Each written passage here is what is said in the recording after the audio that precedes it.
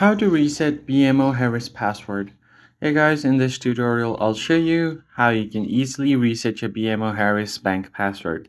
For that, you are first going to have to open up BMO Harris, tap on the first link that you see here and go to bmo.com and simply head over to the sign in option.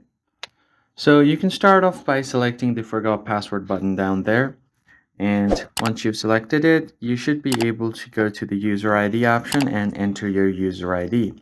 Then you can either use your social security number or your taxpayer identification number to continue on with.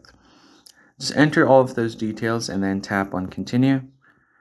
Now, once you have entered these details, you could just go ahead and select where you want to get your code. You can either get it on your text, get a phone call, or you could just do a time-based OTP. Now select your details and enter the 6-digit code that you've gotten on your text message.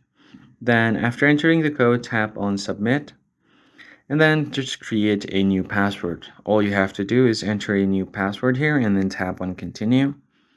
And here, make sure that your password must include at least one capital letter, at least one number, one special character, and one lowercase letter. Now just tap on continue, and you should be able to log into your account successfully. That is basically it, guys. I hope this tutorial was helpful, and I'll catch you guys on the next one.